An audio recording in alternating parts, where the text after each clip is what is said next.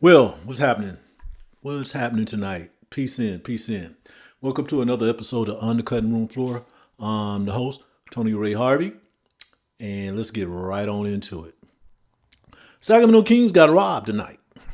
I just said right off the bat. Sacramento Kings got robbed tonight. So let me fill you in on the details because it's not cool. It's not too cool. And I have to say myself, I pretty much had gave up on this team because they were down a good 18 points. And they fought all the way back, tied the game up, sent it in overtime, and then they basically had it won until the last 1.5 seconds left.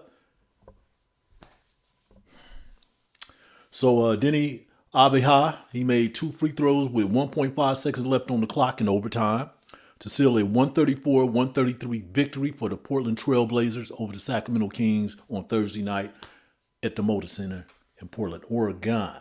Okay, Avdija, he had 35 points, 5 rebounds, 5 assists, and 1 steal in 42 minutes for the Trail Blazers, who improved to 11-16 on the season. Shaedon Sharpe had 26.4 rebounds, 4 assists, while Jerami Grant added 20 points, 9 rebounds, and 5 assists for the Portland Trail Blazers. Now, in overtime, trailing 133-131, DeMar DeRozan, he made a 14-foot turnaround shot with 4 seconds left to give the Kings a 1-point edge. 4 seconds.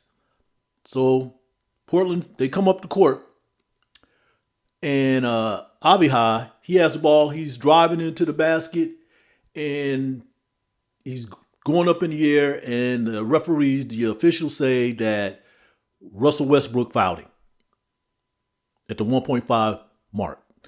Avdija make the 2 free throws. Ball game. I think Keon Ellis was able to fire off a shot, full court. I want to say full court, maybe half court, but it came up short. The Kings were down about 18 points early in that fourth quarter. All right. Interestingly enough, it was about 2 minutes and 28 seconds left in that game. The Kings were down 113 to 98. And the Kings went on a 17-2 run to tie the game up on a basket with 8 seconds left by DeMar DeRozan.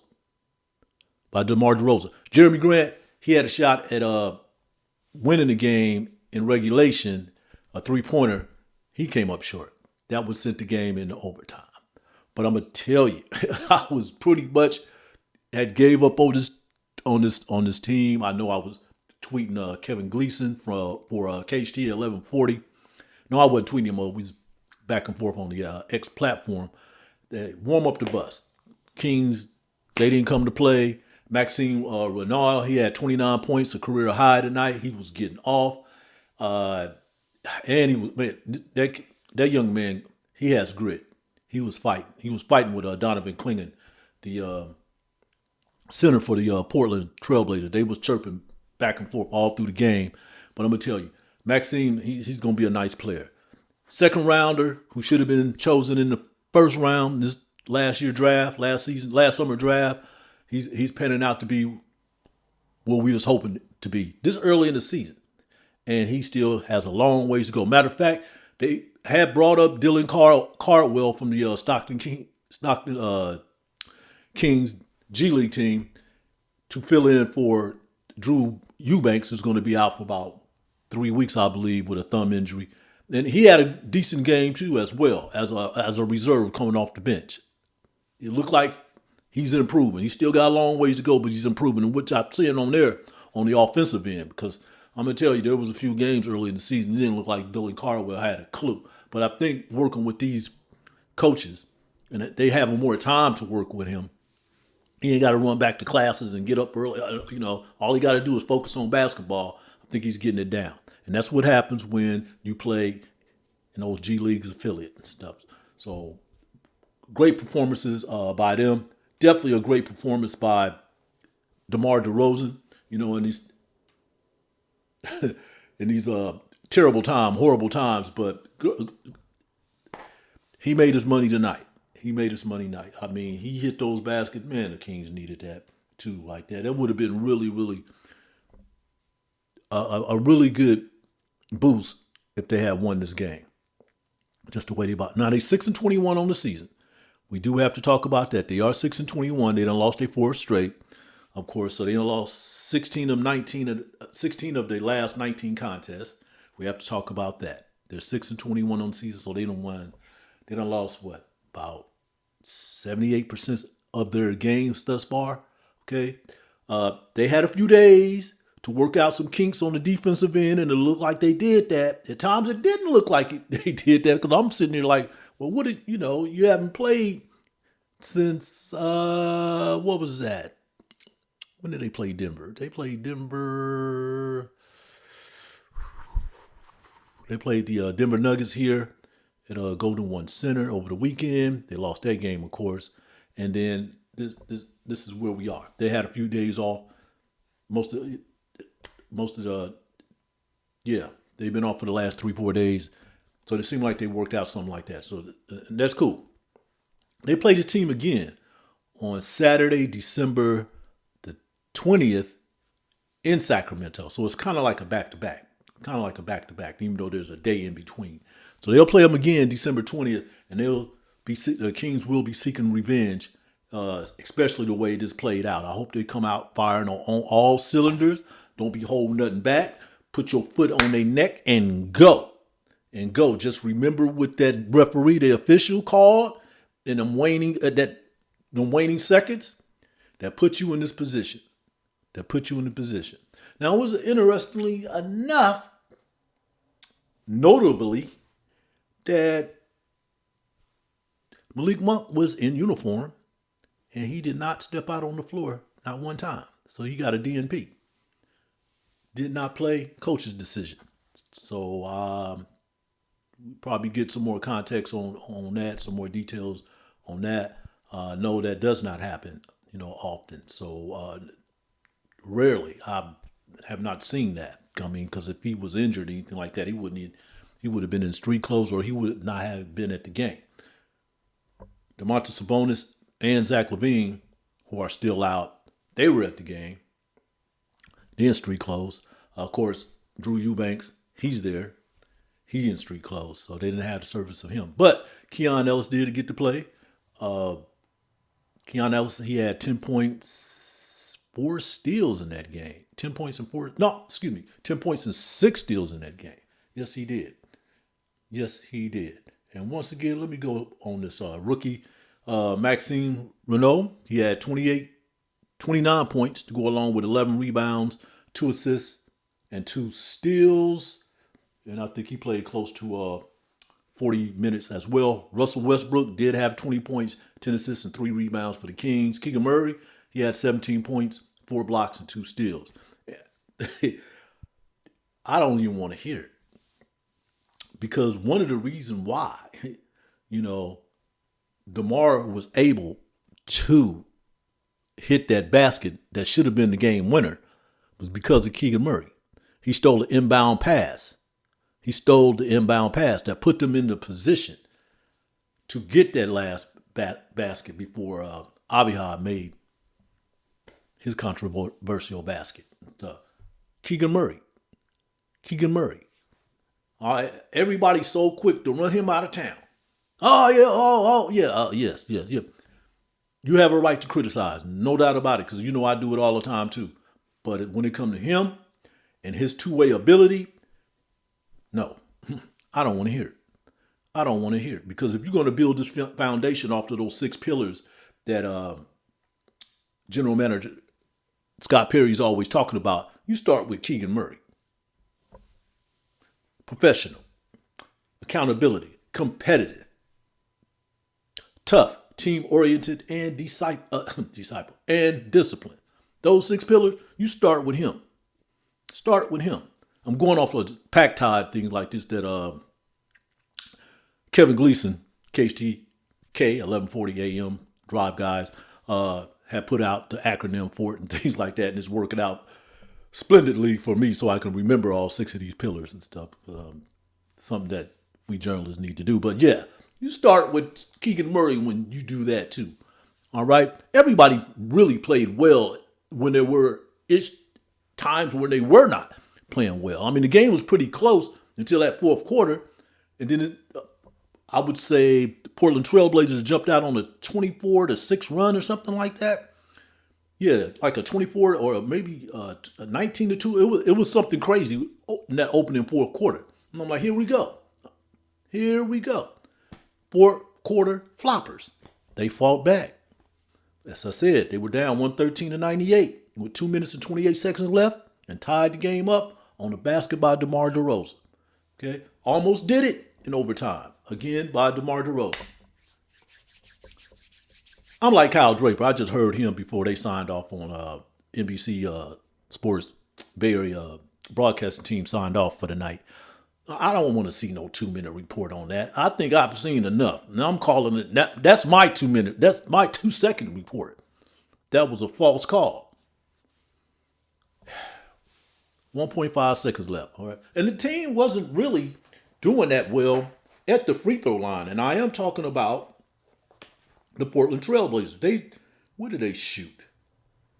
It was crazy. They were 21 for 33 at the foul line, at the charity stripe. 21 for 33. They basically let the Kings back in the game missing free throws towards the end of the fourth quarter. That's what started this whole thing. Okay, Klingon missing free throws. Avdija, I think he missed a couple free throws. He's an 80% shooter at the line. No, that's how they really were able to get back in the game. They were trying to give the game to the Kings. They were trying to get the game 21 to 33. Now, interestingly enough, if you will, the Kings were 31 for 34 shooting at the free throw line at 91.2%.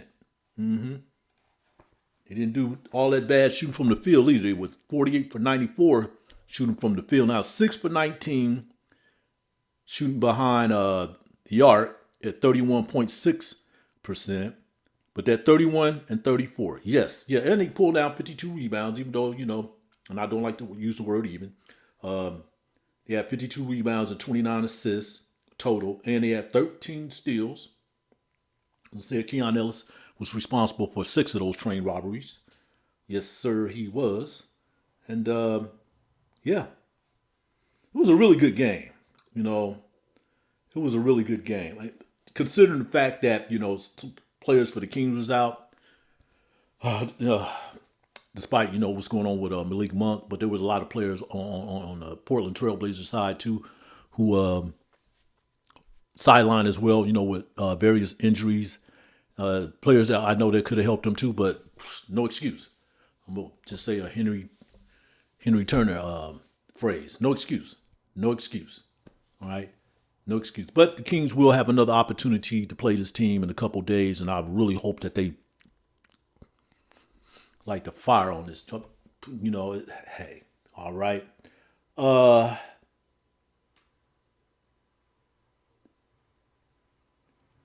So another interesting, notable fact in this game, the Kings scored 40 points in the first quarter. They scored 40 points. I think it was like 40 to 36 in that first quarter. I think they led by as many as 6 points in that first quarter. That's the first time all season that they scored 40 points in the first quarter. So they came back. They came back fighting on all cylinders. Matter of fact, they took a 61-56 advantage with 2:40 remaining in the first half. No, let me go back on that. It was tied 52-52 all, but the Trailblazers were able to break loose to go on a 9-4 run. All of them were 3-pointers, okay, and they took a 61-56 advantage with 2:40 remaining in the first half. Portland led at 63-60 at the break. Shaedon Sharpe, who was drafted somewhere after Keegan Murray back in 2022, he had 20 points off 8 of 9 shooting from the floor in that first half. He made 4 or 5 shots from beyond the arc. That was really giving the Kings some issues. He did that in 17 minutes in the first half. Renault, he had 14 points in 15 minutes in the first half. He made all 5 of his shots from the free throw line as well. Now, as I mentioned again, Malik Monk did not play in the first half, and he did not play in the second half. He did not play in the game. All right. The King was only 3 of 9 shooting from behind the arc in that first half at 33%. All right.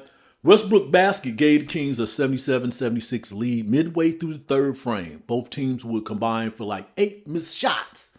I think this was like a 2-minute and 45-second span. Nobody could make a shot before Nick Clifford, he made 2 free throws at the 2:59 tick, which gave the Kings a 3-point lead. Now we're going into the fourth quarter. The Trailblazers led by as many as 18 points early in the final quarter. And I mentioned, about that 2 minutes and 28 seconds when they went on that 17-2 run and closed it out with a basket by DeRozan that tied the game up at 115 all in regulation. Now we're going into overtime, for the extra frame. And there it is there. It was a scary time right there. Really, especially when I'm thinking that they were losing their way early in that fourth quarter. But they didn't want to come back home like that. All right, I know they only up the road up here in Portland, Oregon and stuff like that. I think it's an 8 or 9 hour drive from here, if I'm not mistaken. That's kind of like a same drive it is from here to Las Vegas, from Sacramento, right? From the City of Trees. But anyway, I know they didn't want to come back home like that. Especially what they were telling us, at least in these last couple of days. I only went to one practice.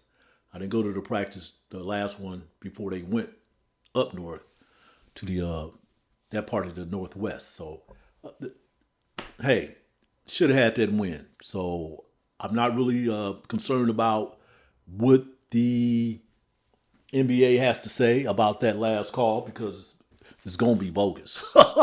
It's going to be bogus whether they say, no, it should have been a foul called on it, or whether they say, oh, yes, it was. I don't care.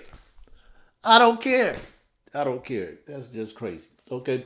Dario Saric did get into this game. He wasn't in the first quarter, but then he got elbowed in the face, in the nose by Donovan Clingan, and blood rushing out everywhere. So he was missing for most of the first half, but he did come back for a few moments in the second half. I think he's going to be okay. He hadn't played in many, many games, probably almost 25 games, to be exact. Yeah. Yes. So that's the way it is, folks. The Kings play the Trailblazers again on Saturday, December 20th. And then they have a back-to-back game because they play the next day on the 21st. They will be playing the Houston Rockets. They will be playing the Houston Rockets on Sunday, December the 21st. And I think their last game is December 23rd. Oh, man. Who was that game that I don't have the schedule on? But that last game is right before Christmas. And then they come back and they play on December 27th. All of these games are at home. They go to one center. So I won't be speaking for a while. I think I have another game to do road-wise, another podcast to do before the New Year. I do know that the Kings do play on New Year's Day, and I want to say, man, who are they playing? Boston? I have to check and see.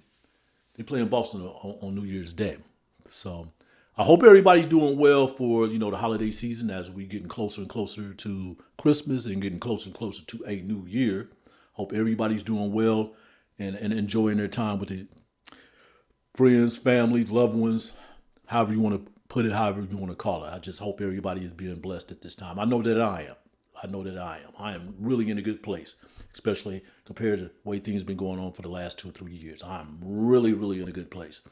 And I only see things that's getting better right now. I'm planning on a trip out of the country. I don't know if it's going to be during 2026, but it's coming real soon. I already got a place staked out where I want to go. All right. Never been there before, but I'm going there. I'm going there for a historical spot, a historical aspect of it, but I'm going to do it. So I'm looking forward to that as well. I hope it's somewhere down in 2026. If not, it's going to be in 2027, but I want to try to do it as soon as possible when I get everything straightened out. Just doing a little bit more researching on this stuff too. So I don't do it. I won't do it around the time that I'm covering NBA games, and I won't do it around the time that I'm covering MLB games, which I'm talking about the Athletics. The Sacramento Athletics of West Sacramento. Anyway, hey, happy holidays to you all. I'm out of here. Peace, love, and solidarity.